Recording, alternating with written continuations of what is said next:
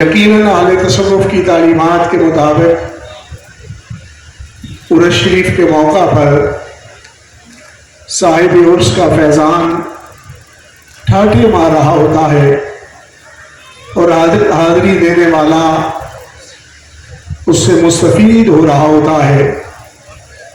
آج ہر ایک مخمور میں خانے میں ہے، میں بقدر رقصاں ہر ایک کے پیمانے میں ہے۔ میں انتہائی اختصار کے ساتھ نبی پاک صاحب الاولاد صلی اللہ علیہ وسلم کے اس ارشاد اقدس کے حوالہ سے کہ آپ نے ارشاد فرمایا کہ میرے اہل بیت اطہار رضوان اللہ اجمعین کشتی نوح کی طرح ہے۔ جس طرح طوفان نوح کے اندر سفینہ نوح اور کشتی نوح کے اندر جو لوگ سوار ہو گئے وہ طوفان سے محفوظ ہو گئے، اور جو کشتی میں سفاری حاصل نہ کر سکا وہ طوفان کے اندر غرق ہو گیا۔ اسی طرح سرکار دو عالم صلی اللہ علیہ وسلم کے اہل بیت اطہار رضوان اللہ اجمعین کا معاملہ ہے کہ جو اس کشتی میں سوار ہو جاتا ہے، جو ان کے ساتھ تعلق و نادہ پیدا کر لیتا ہے اور ان کے ساتھ اکرام کا تعلق، محبت و مودت کا تعلق رکھتا ہے، میرے حضور امام ربانی مجدد الفسانی رحمہ اللہ شاید اسی حدیث مبارکہ کی توضیح فرماتے ہوئے اپنے والد گرامی سے ارشاد فرماتے ہیں کہ انہوں نے فرمایا ہمیں کہ علامت حسن خاتمہ کہ یہ اہل بیت اطہار رضوان اللہ اجمعین کی محبت، ان کے ساتھ عقیدت اور احترام حسن خاتمہ کی علامت ہے۔ آسان لفظوں میں کہہ دوں، ہر مومن مسلمان اللہ رب العزت کے حضور آرزو کرتا ہے کہ مالک سلامتی ایمان عطا فرما،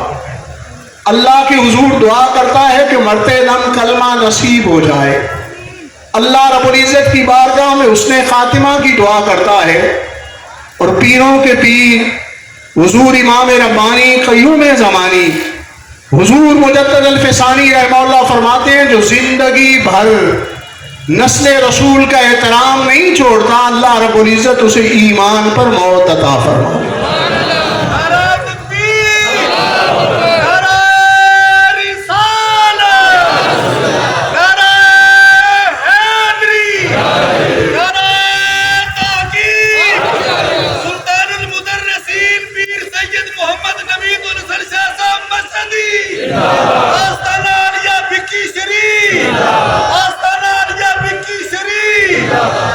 جو اس کشتی میں سوار ہو جائے کیسے نجات پا جاتا ہے۔ مرات العاشقین کے اندر حضرت خواجہ شمس الدین سیالوی، حضرت خواجہ شمس العارفین رحمۃ اللہ علیہ فرماتے ہیں کہ نسب رسول اللہ صلی اللہ علیہ وسلم کے احترام کا یہ فائدہ ہے کہ اللہ رب العزت اس احترام کے سبب سے جہنم کی آگ سے انسان کو نجات دلا دیتا ہے۔ فرماتے ہیں اگر کوئی متقی مل جائے، صاحب علم اور صاحب زہد مل جائے تو نور لنا نور ہے، اگر ایسا نہ بھی میسر ہو، اگر فاسق و فاجر کیوں نہ ہو، اس کا احترام بھی جہنم کی آگ بجھانے کے لیے کافی ہے۔ فرماتے اس لیے کہ پانی گندا ہو یا ستھرا ہو، اسے آگ بجھائی جا سکتی ہے، اور یہ اہل اللہ جو تھے، آج فرق ہے شریعت اور طریقت کا، یہ سارے عارف جو ہیں یہ عالم ربانی بھی ہوا کرتے تھے۔ حضرت خواجہ شمس الدین سیالوی رحمہ اللہ باقاعدہ حضرت مکھڈوی رحمۃ اللہ علیہ سے زانو تلمس دیا کرتے تھے، حضرت پیر پٹھان رحمہ اللہ سے باقاعدہ علوم عقلیہ اور نقلیہ کو پڑھا۔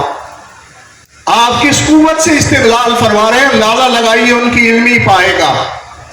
فرماتے ہیں کہ اگر کوئی آدمی جس طرح بھی ہے، جس کا نسب رسول سے تعلق ہے، جب رسول اللہ صلی اللہ علیہ وسلم کا نسب سمجھ کے اس کی تعظیم کی جائے تو جہنم کی آگ بجھانے کے لیے کافی۔ کیوں کافی ہے؟ اس لیے کہ فرماتے ہیں کہ بڑے بڑے کفار ان کے نام قرآن مجید کا حصہ ہیں، اور سید عالم صلی اللہ علیہ وسلم نے جو فرمایا کہ قرآن مجید کے ہر حرف کے بدلے میں 10 نیکیوں میں اضافہ ہوتا ہے، 10 گناہ معاف ہوتے ہیں اور 10 درجات کی بلندی ہوتی ہے۔ فرماتے ہیں ان بڑے کفار جنہوں نے الوہیت کے دعوے بھی کیے، ان کے نام کلام الہی کا حصہ ہیں۔ اگر فرعون جزء قرآن سمجھ کے تلاوت کیا جائے، اگر فرعون قرآن مجید کی آیت کا حصہ سمجھ کے پڑھا جائے، اس کی سورت کا حصہ سمجھ کر پڑھا جائے، تو 50 نیکیوں میں اضافہ ہوتا ہے، 50 گناہ معاف ہوتے ہیں اور 50 درجات کے اندر بلندی ہوتی ہے۔ بات جزء قرآن کی ہے، آیت کا حصہ بن گیا، اللہ رب العزت کی سب طرف سے انعامات حاصل ہو گئے، جو رسول اللہ صلی اللہ علیہ وسلم نے اجر میں اشارہ فرمایا وہ حاصل ہو گیا۔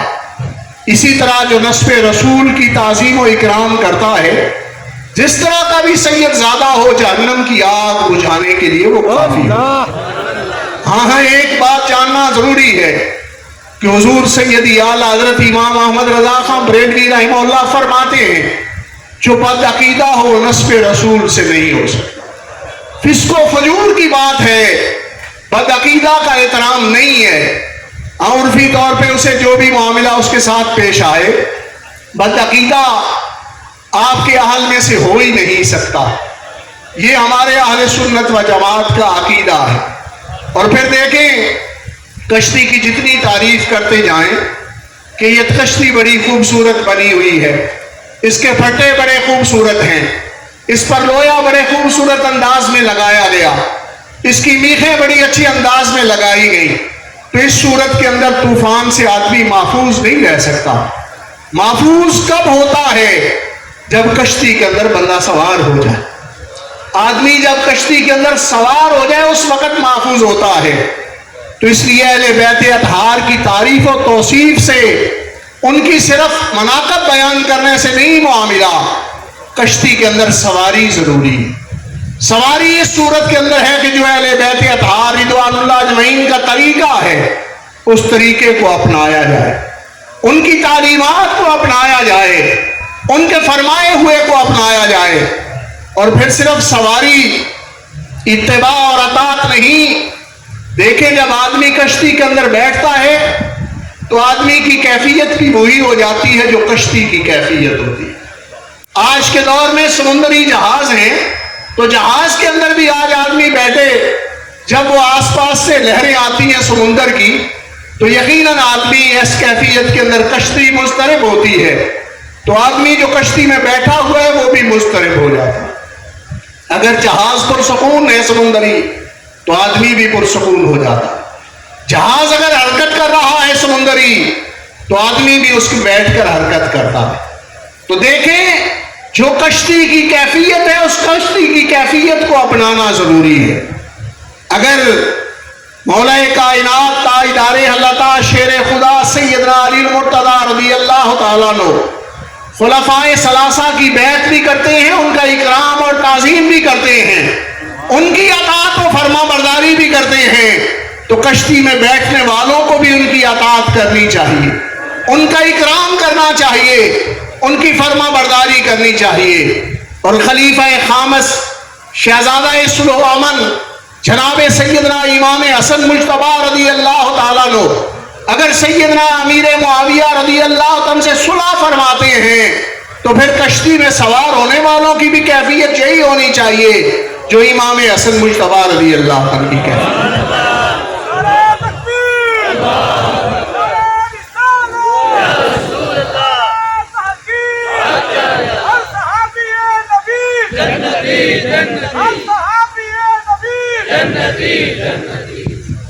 معزز سامعین،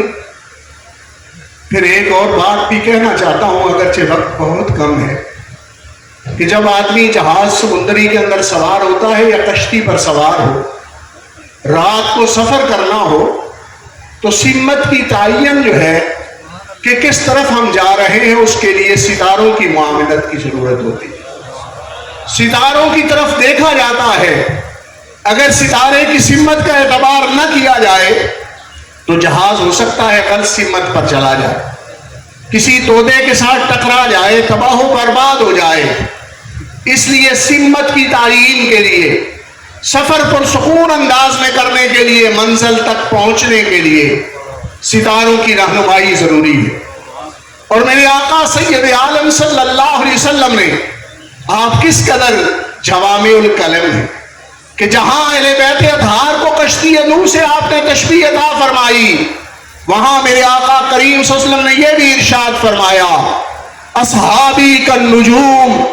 بأیہم اقتدیتم اہتدیتم، میرے سارے صحابہ ستاروں کی طرح ہیں، جس کی بھی اقتدا کرو گے ہدایت پاؤ۔ تو اس لیے کشتی کے اندر سواری اور پھر نجوم ہدایت سے نفع اور رہنمائی حاصل کرنا، اور یہ اہل سنت و جماعت کا شعار ہے، یہ اہل سنت و جماعت کا دیگر مکاتب فکر سے مابہ الامتیاز ہے کہ یہ اہل بیت اطہار سے محبت و مودت کا بھی تعلق رکھتے ہیں، اور صحابہ اکرام رضوان اللہ اجمعین کی تعظیم و توقیر بھی کرتے ہیں۔ اسی لیے تو بریلی کے تاجدار نے ارشاد فرمایا، اہل سنت کا ہے بیڑا پار، اصحاب حضور نجم ہے اور ناؤ ہے عطرت رسول اللہ۔ معزز سامعین، اہل بیت اطہار رضوان اللہ اجمعین ہوں یا صحابہ اکرام رضوان اللہ اجمعین، ان ہستیوں کے بارے میں ہماری زبان کو زیب نہیں دیتا کہ ان کے بارے میں کوئی کلام کرے، اور یہ بدبختی کی علامت ہوتی ہے کہ ان ذوات کے بارے میں کوئی کلام کیا جائے۔ اہل تصوف بڑے خوبصورت انداز میں یہ سکھلاتے ہیں۔ مولانا روم بادہ قیوم رحمہ اللہ مثنوی شریف کے اندر یہ درس اور سبق ہمیں عنایت فرما رہے ہیں۔ خدا خواہد کے پردہ کس برد، میلش اندر تانا پاکاں برد۔ اللہ رب العزت جس کے بارے میں یہ چاہتا ہے کہ اس کی عزت کے پردے کو تاتار کر دیا جائے، اس کی عزت کے پردے کو چاک کر دیا جائے، اس کے دل کا میلان ان پاک ہستیوں کے بارے میں تانے والا کر دیتا۔ اس لیے یہ اللہ کی گرفت کا معاملہ ہے اور پکڑ کا معاملہ ہے۔ رسول اللہ صلی اللہ علیہ وسلم کے صحابہ اکرام رضوان اللہ اجمعین ہوں یا آپ کی اہل بیت اطہار رضوان اللہ اجمعین، سب سے اس انداز میں تعظیم و توقیر کا تعلق اور محبت و عقیدت کا تعلق یہ اہل سنت کا شعار ہے۔ اب بدبختی اور فتنوں کا یہ عالم آ گیا ہے کہ جن کا یہ شعار تھا کہ صحابہ اکرام رضوان اللہ اجمعین کا اکرام کرنا ہے اور اہل بیت سے محبت کرنی ہے، ان کے اندر بھی تفریق ڈالی جا رہی ہے۔ کچھ ایسے ہیں جو صحابہ اکرام رضوان اللہ اجمعین کے بارے میں اپنی زبان کھولتے ہیں، کچھ ایسے ہیں جو اہل بیت اطہار رضوان اللہ اجمعین کی بے ادبی کرتے ہیں۔ اللہ رب العزت ان فتنوں سے محفوظ رکھے اور ہر ایک کا اس کے مقام اور مرتبے کے مطابق تعظیم کرنے کی توفیق عطا فرمائے۔ اور دیکھیں قبلہ والد گرامی حضرت ثانی صاحب رحمہ اللہ کی آخری نصیحت و وصیت کے طور پر ماہنامہ جلالیہ میں ایک آدمی کی تحریر شائع ہوئی تھی۔ معلوم نہیں ہوتا کہ پکڑ کب آ جاتی ہے اللہ رب العزت کی طرف سے۔ وہ وصیت بھی اب بھول چکا ہے جس نے آخری وصیت کر کے خود اپنے ہاتھوں سے ماہنامہ جلالیہ میں لکھی تھی، اس لیے کہ جب اللہ کی طرف سے پکڑ آتی ہے، جب ذہن میں یہ آتا ہے یہ معاملہ اللہ رب العزت کی مشیت کی طرف سے، یہ ایسی بات کوئی آ جاتی ہے، تو اس صورت کے اندر بندے کو جو ہے وہ پکڑ کا جب معاملہ آ جاتا ہے تو اس سے بچنا چاہیے۔ مولانا روم رحمہ اللہ اسی لیے تو فرما رہے ہیں کہ جب اللہ رب العزت کسی کے پردے کو چاک کرنا چاہے تو اس کے دل کا میلان پاک ہستیوں کے بارے میں تانے والا کر دیتا ہے، پھر اسے نیچے اور کوئی نہیں ملتا اور کہتا ہے کہ رسول اللہ صلی اللہ علیہ وسلم کی جگر پارا، خیر النساء محفوظہ عن الخطا، سیدہ زہرا رضی اللہ عنہ کے بارے میں وہ کلام کرنے لگتا ہے والعیاذ باللہ کہ وہ خطا پر تھی۔ اللہ رب العزت اپنی پکڑ سے محفوظ رکھے اور ہمیں پاکوں کی تعظیم و توقیر کرنے کی توفیق عطا فرمائے۔ وما علیہ الا البلاغ المبین۔